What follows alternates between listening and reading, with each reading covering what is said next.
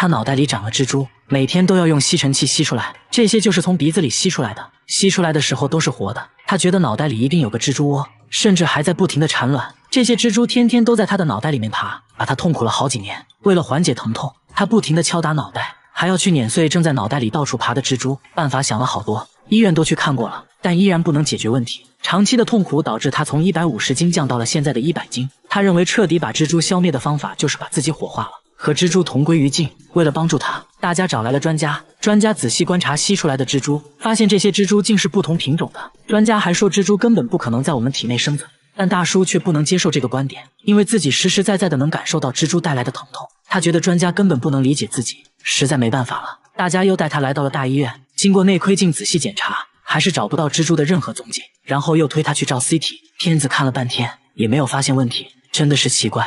结果没想到在他走了之后，医生却无意在片子里看到几个奇怪的白点，还真有点像一个什么东西做的窝。他回去之后症状依然没有减轻，蜘蛛反而变本加厉地折磨他，他只能猛地往身体里面灌药，在鼻子里面也涂药水。他整夜无法入睡，甚至在吸入烟雾后捂住鼻子，想把蜘蛛熏死。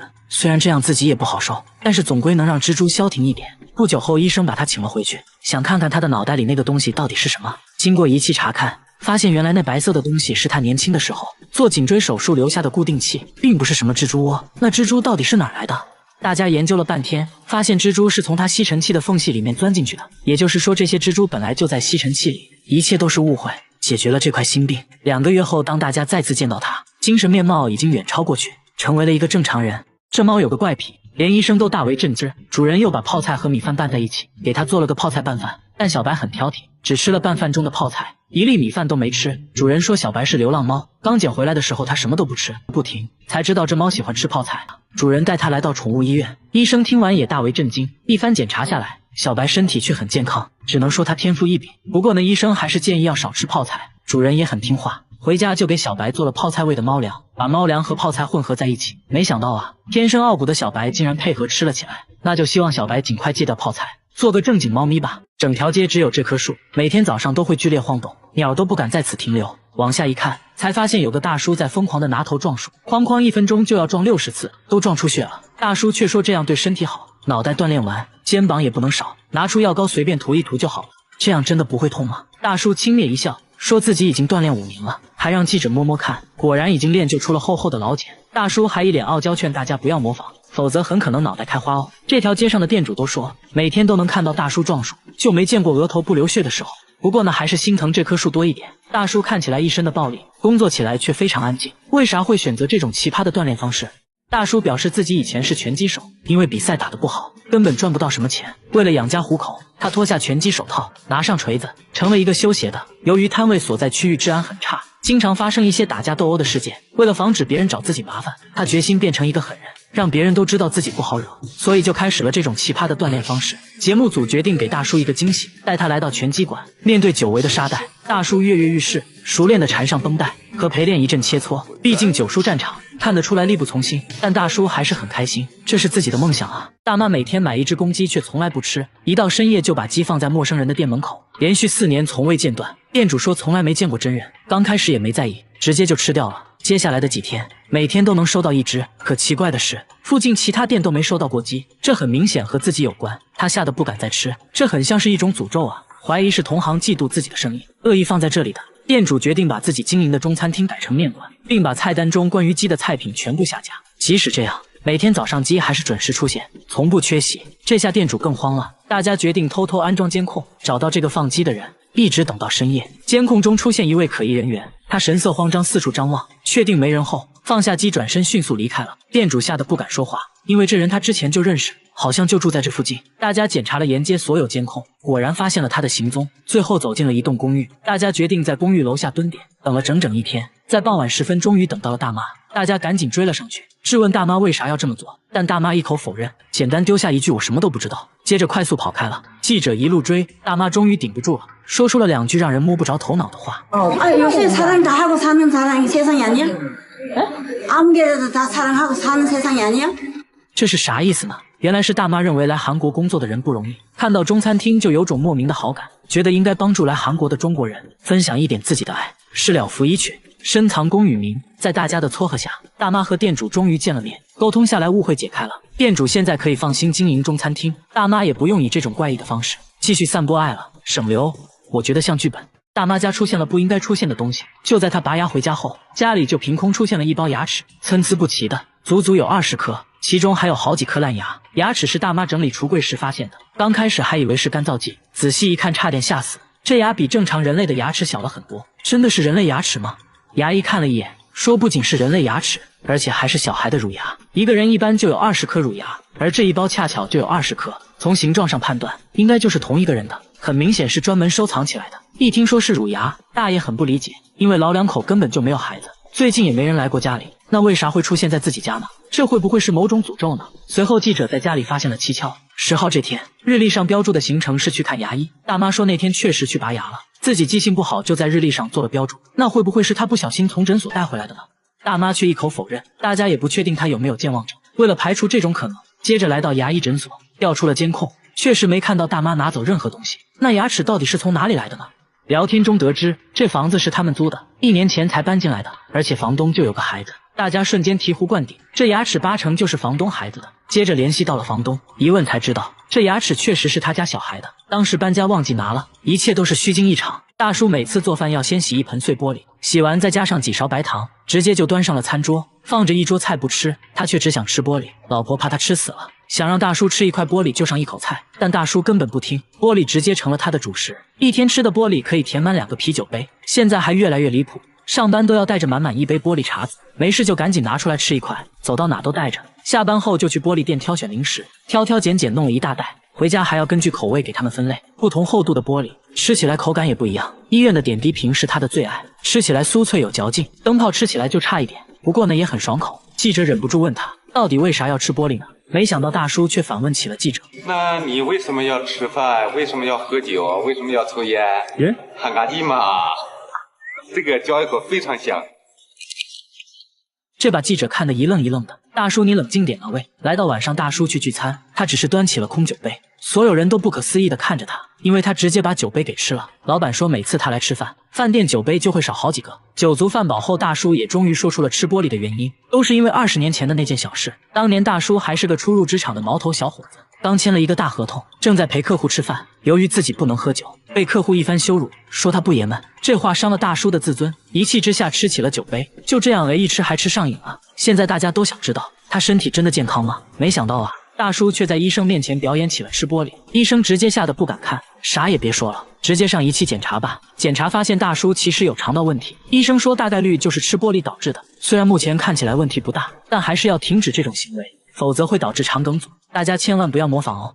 大姐是吃鲱鱼罐头长大的，什么臭她就吃什么。她尝试过吃屎，但是不喜欢啊，因为不够臭。臭豆腐只能算是小甜点。下水道的气味对她来说那就是新鲜空气。和朋友聚餐，朋友想要挑战一下，夹起一块鲱鱼，刚放进嘴里就止不住的呕吐，她却什么都感觉不到。不一会儿自己就干完了一盘鲱鱼。大姐现在最爱吃的却是鳐鱼，因为鳐鱼比鲱鱼还臭10倍。节目组邀请了几位鳐鱼爱好者来到鳐鱼发酵车间，门一打开，一股比下水道还要臭100倍的味道袭来，怎么给你形容呢？狗闻了都嫌臭，熏得眼睛都睁不开。其他人纷纷败下阵来，大姐却直接贴着鳐鱼闻了起来，越闻越上头，好想吃一口。不仅如此，大姐生活中也是处处重口味，做菜要加5勺盐，半斤辣椒面，这样吃起来才有滋有味。那她为什么会这样？她却说其实自己闻不到任何气味，冰箱里的食物坏没坏自己也无法从气味中分辨，只能尝了才能确定是否过期。因为闻不到任何气味，也让她暴露在危险中，天然气泄漏自己也毫无察觉，食物烧焦了也不知道。节目组带她来医院检查，一番检查过后，医生说她的嗅觉功能已经完全丧失了，味觉也在退化，这种情况是没办法治疗的。不过闻不到气味并不完全是坏事，大姐是养老院护工，平时的工作就是帮老人换尿布之类的，因为闻不到气味，所以工作起来很轻松，自己也很喜欢这份工作，把缺陷变成优势，大姐还是很值得我们学习的。但是要说吃的奇葩，下面这个小伙表示不服。他抓起一把沙子塞进嘴里，嘎嘣嘎嘣的吃了起来。周围人的表情说明了一切，他却说沙子比糖还要甜，还让旁边的大叔尝一尝。大叔露出了关怀智障的眼神。又到饭点了，他从袋子里掏出2把沙子，这就是他今天的主食。接着大口大口的吃了起来，那是干净又卫生啊！吃完还张嘴让节目组检查了一下，是沙子没错了。他没事就去工地吃自助餐，工地上的沙子新鲜可口，品类多，量还大。来到工地先试吃一下，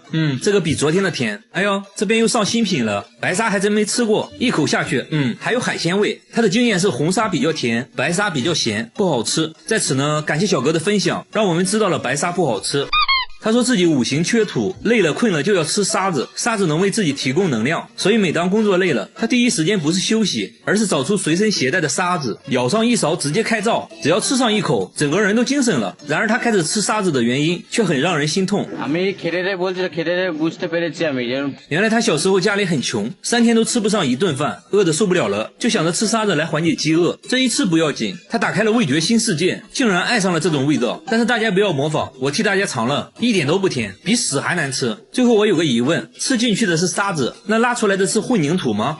没钱的吃沙子，那有钱的吃啥呢？下面这个小哥就很搞笑，他一吃东西就会流泪，并不是辣哭的，就算吃米饭也会止不住的掉眼泪，而且只有左眼会流泪，吃饱以后就不会流泪了。而当他看电影被感动了，就换成右眼流泪了，2只眼睛分工明确，就很神奇。妈妈说他出生的时候就这样，只有1只眼睛流泪，还给节目组看了照片，但照片上明明2个眼睛都在流泪啊。妈妈说是因为他手里还拿着零食呢，正好凑齐了一对。他说吃不同食物流泪的程度也不一样，好吃的流泪多，口味一般的只会掉2滴意思一下，所以公司聚餐都会让他先吃，看泪水大小判断食物美味程度。妙啊，这种特殊技能对工作也有一些影响。他是一位歌手，在外演出化好妆后就不能吃东西了，调皮的同伴强塞给他一粒爆米花，没一会儿眼泪就掉下来了。节目组带他来医院做了全面检查，医生说很可能是神经末梢问题，接着又对眼睛做了测试，医生说这种病叫鳄鱼的眼泪，是由于唾液神经和泪腺交织在了一起，吃东西流的泪应该是唾液，只是有点恶心而已，并不会对身体造成任何伤害。最后小哥也说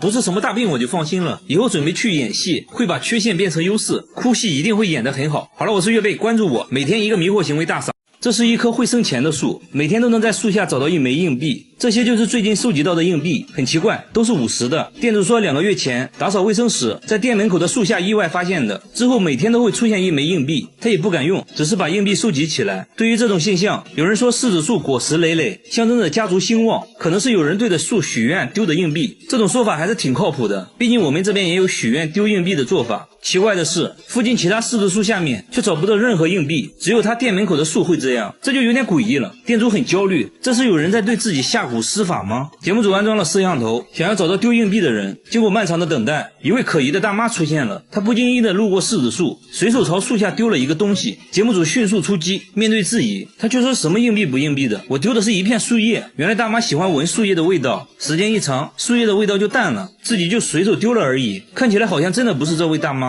节目组决定继续观察，一直到深夜都没有出现可疑人物。第二天早上7点起床到树下一看，再次发现了硬币。节目组赶紧调监控，发现了一个行为可疑的大妈，她在早上5点的时候有目的的朝树下丢了一个东西，随后匆匆离开。店主看到这一幕讲话了，原来这个大妈是收废品的，每天都会来店里收废纸箱。为了确定丢硬币的是不是她，店主在1枚硬币上做了记号。没一会儿，大妈又来收废品了，随后在店里买了一杯咖啡。店主把带记号的硬币找给了她，大妈刚出门就把硬币丢在了树下。随后店主找到硬币确认了，一直丢硬币的人就是废品大妈。节目组赶紧追了上去，大妈也承认了，丢硬币的就是自己。至于为什么一直这样做，大妈说店主每天都会把废纸箱给自己，而且还不要钱。为了感谢店主，又怕店主不接受，才会偷偷的把硬币丢在树下。至此真相大白，一个温暖感人的灵异事件。大妈最后也向店主解释了一切，和废品大妈一样，下面这位大妈也有反常行为。大妈交不起水电费，却每天给陌生商贩送钱，每人大约给2万，而且还不买东西，不要的话她会把钱丢进下水道。市场里的商贩都无缘无故收到过，就连街头卖菜的大爷大妈也收到过。这种奇怪的行为每天都会上演，而且最近金额也在变大，有人竟然一次收到了17万。大妈送钱也从不废话，丢下钱就走，假如一天要发10万，1年就是3600万。有人认为大妈可能中了彩票，然后想做善事回报社会，不然普通人根本没这么多钱。钱。节目组在他经常发钱的路口安装了摄像机，经过漫长的等待，一个拉着购物车穿红色衣服的女人出现了。她先来到银行取钱，取完钱随手把一些钱送给了旁边坐着的老太太。老太太说，真的奇怪，我都不认识她啊。大妈刚离开银行就开始给路边的小贩发钱，发完继续去下一个地方。节目组追上大妈想了解下情况，大妈发现了摄像机，拉着购物车就溜了。大妈的迷惑行为还在继续，买了几个汉堡后给旁边的人分了几个，路边树底下丢一个，剩下的直接丢进了垃圾桶，这多少就有点浪费啊。经过长时间的沟通，大妈同意让节目组跟她回家。和大家想象的不一样，她家里很破，而且家里只有大妈一人，那她为什么要给别人送钱？大妈却一口否认，说自己没有给别人送过钱。交不起水电费的大妈每天却给陌生人送钱，问她为什么这样做，大妈却说自己没有给陌生人送过钱。节目组说我们都拍下来了，就是你啊。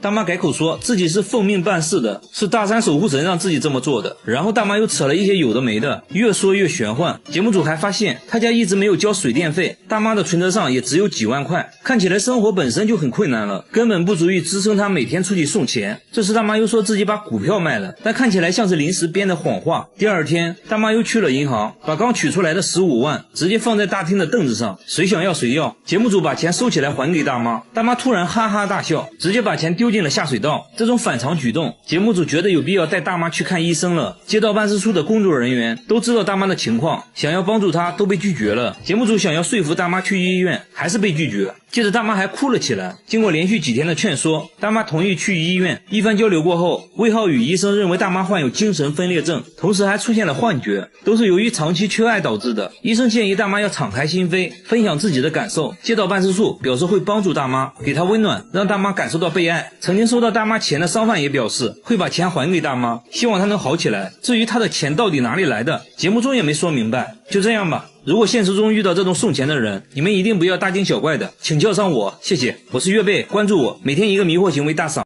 他要挑战2天减肥40斤，还说减肥是世界上最简单的事。现在体重192斤，腰围104厘米。废话少说，挑战开始。他先穿上6件保暖内衣，外面再套上2件羽绒服。要知道这可是夏天啊，外面气温38度。这还没完，他竟然打开了取暖器，就这样在密闭的房间内跳绳，1分钟要跳200个。没一会儿他就满头大汗了，但他并没有停止，跳了整整3小时。完事后脱掉上衣，轻轻一拧。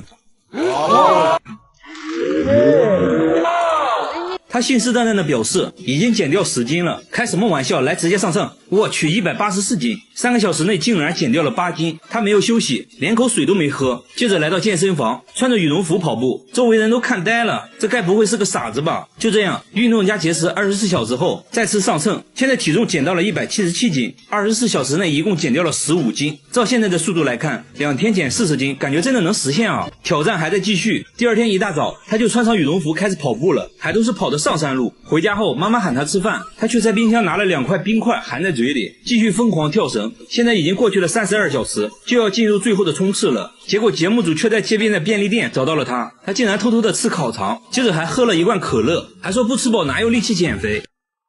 不过还好，回家后他继续运动到深夜。第二天一早，挑战时间到，他已经准备好上秤了。结果现在体重是166斤，也就是2天内减掉了26斤。虽然有一点点打脸，但这样也很夸张了。他认为是烤肠和可乐影响了自己，还说自己最高纪录1天减过30斤。那么他为什么要用这种方式减肥？原来他曾经是一名拳击手，拳击比赛是分重量级的，为此他进行过无数次的节食减重，知道如何快速的减重和增重。但是大家不要模仿，毕竟人家是专业的，是个狠人。但是要说狠，下面这个男人表示不服。大叔疯狂的用脸撞树，1分钟要撞60次，树枝被撞得来回摇晃，头上都出血了。他却说自己在锻炼身体，随后拿出502涂在流血的额头上，真是个狠人啊！节目组摸了一下，确实硬邦邦的，真的不会痛吗？大叔轻蔑一笑，说我都做了5年了，还劝大家不要模仿，不然很有可能脑袋开花。妻子说从来没见他额头好过，因为他每天都会撞树。说实话，我有点心疼那棵树了。大叔工作时却很安静，完全没有暴躁的样子，那他为啥会选择这种奇葩的锻炼方式？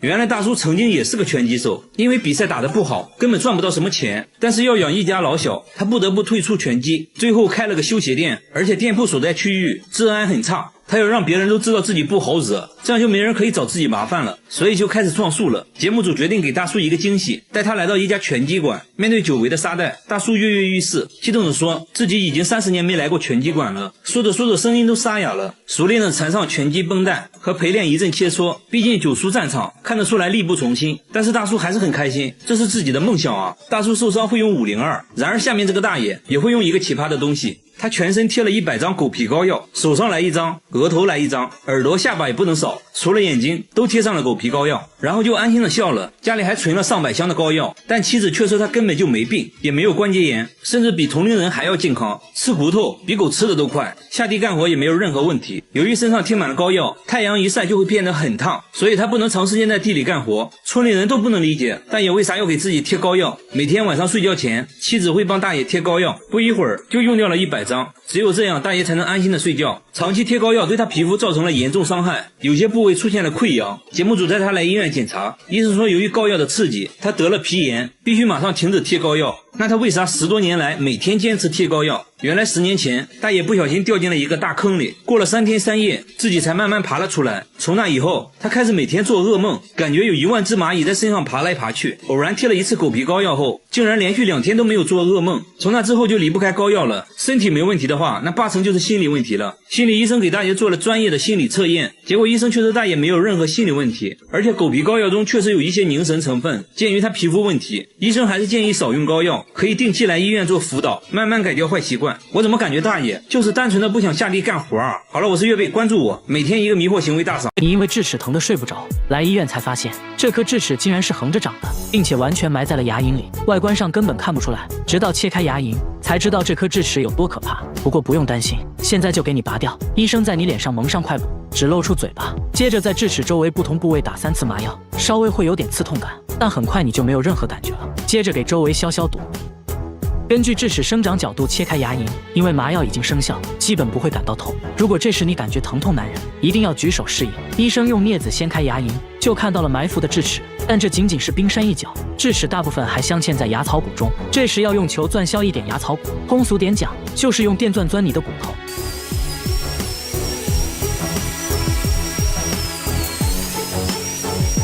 这时你感觉不到疼痛，但能听到电钻声，还能感受到电钻的震动，整个头都嗡嗡的。即使这样，也不能直接把智齿拔出，医生还要切开牙冠和牙根，把智齿一分为2，所以又需要用到钻头。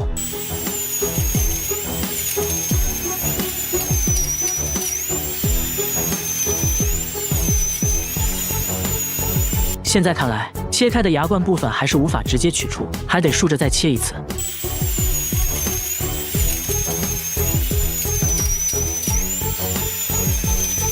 这样就很轻松地把牙冠部分取出来了。现在只剩下牙根了，由于埋得太深，还要再削一点牙槽骨。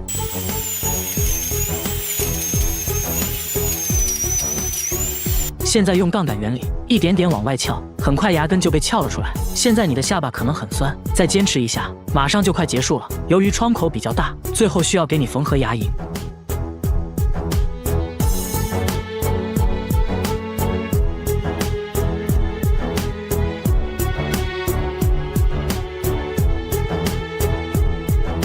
就这样打个漂亮的结，剪掉多余线头，就结束了战斗。为了让牙龈尽快愈合，你需要咬住一块纱布，保持2个小时，1周之后来拆线，期间不可以喝酒抽烟，避免激烈运动。拔掉智齿，你有没有觉得轻松了很多？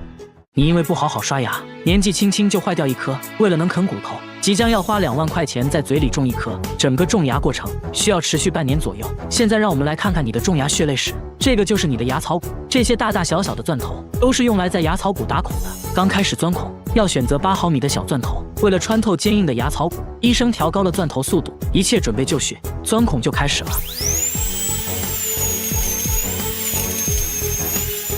现在要逐渐换成更粗的钻头，扩大孔洞。用粗钻头转速一定要慢，否则会导致摩擦生热，烧毁骨细胞。过程中钻头还会一直喷出生理盐水，就是为了降温。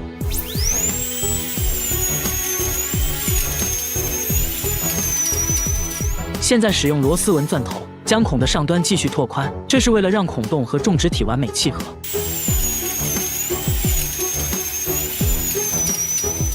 随后医生取来像螺丝一样的种植体，开始种植的时候要尽量调低转速，慢慢推进去，才不会使接触面骨细胞损坏。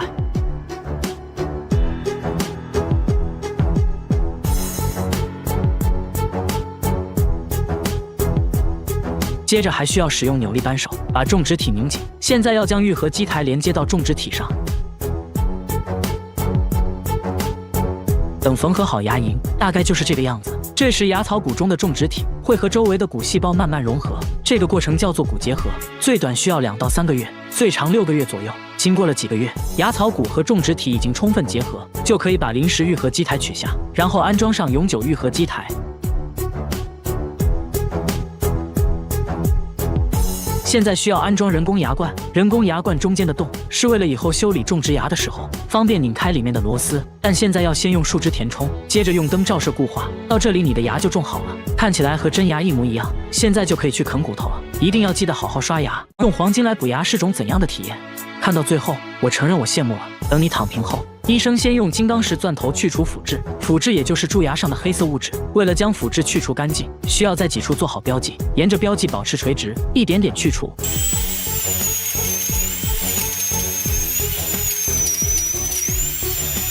过程中可能会有一点酸胀感，不过是可以忍受的。去除蛀牙的洞称为窝洞，现在要把窝洞内部打磨圆滑，方便后续安装填充材料。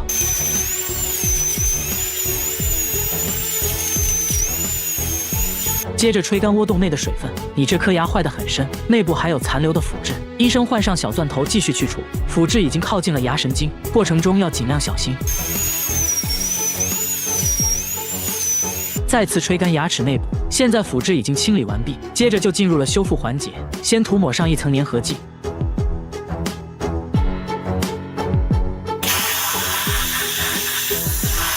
然后用灯持续照射，让胶水迅速固化，随后塞入树脂材料，再次用紫外线灯照射。等树脂固化后，还要用钻头轻轻打磨窝洞的边缘部分，使其变得光滑，这样才能使马上要安装的嵌体紧密贴合，不易脱落。接下来就要印模了，为牙齿量身定做黄金嵌体。先在窝洞里填充印模材料，对材料吹气，以便填充均匀。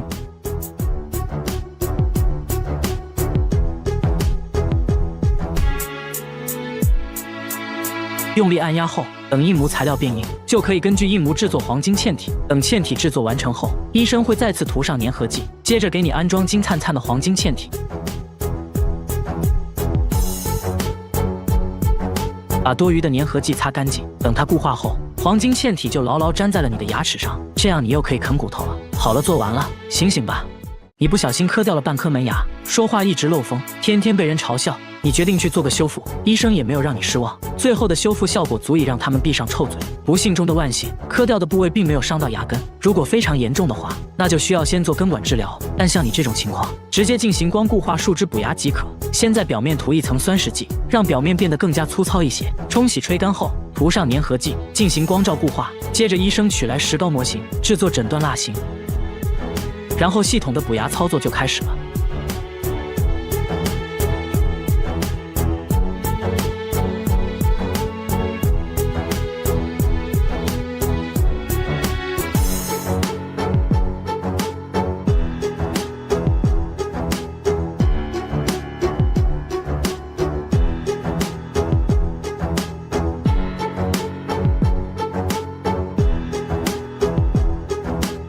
大家记住，如果牙齿不小心磕断了，第一时间保存好磕断的部分，赶快去找牙医进行修补，效果会更好。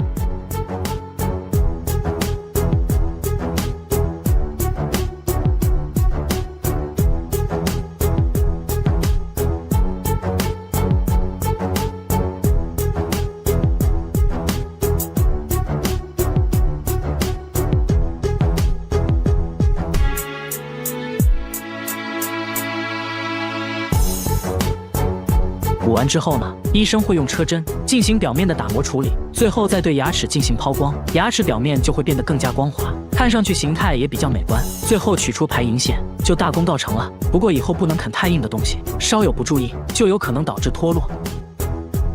他考试交白卷，反而得到了校长的表扬，当着全校师生的面给他带了朵大红花。原因是他成了学校唯一一个看出老师出错题目的学生。台上的阿芳一脸懵，交白卷其实是自己看不懂而已，谁都想不到他开挂的人生从此开始了。课上不小心打翻了墨水，他赶紧用衣服擦，却意外擦出了一幅意境深远的山水画，得到了绘画大赛的第1名，顺便还收获了一群小迷妹，时刻被幸运女神眷顾着，让他觉得人生毫无意义。本以为长大后运气就会改变，谁知好运反而变本加厉，随手买张彩票都能中大奖，吃个饭就成了店里第9999名顾客，莫名其妙得到了全年免费卡。阿芳不想就这样安逸的过一辈子，跑去做了房产销售。可第一天上班，找他买房的人排队都排到了公司大门口，下班随便伸手，立马就来了几辆出租车，都抢着要拉他。他彻底受够了这种开挂般的生活，感觉是上天对自己的惩罚，指着老天一顿臭骂。突然间电闪雷鸣，一个雷针就劈了下来，雷结果劈死了正在逃跑的小偷。他含泪获得了良好市民奖。阿芳非常想体验失败的快感，